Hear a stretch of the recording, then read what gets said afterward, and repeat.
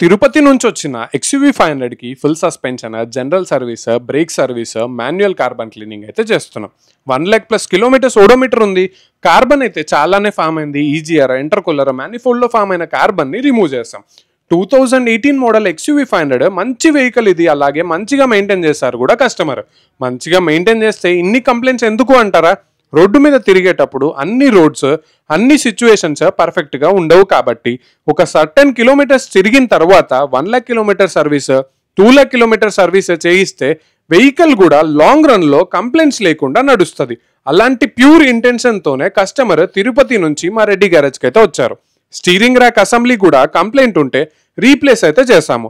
ఇంకా lower arm bushes, link rods, break rods కూడా replace చేస్తాం. ఇంకా ఏమేం చేసామనేది ఇంకో వీడియోలో క్లియర్గా చూపిస్తాను.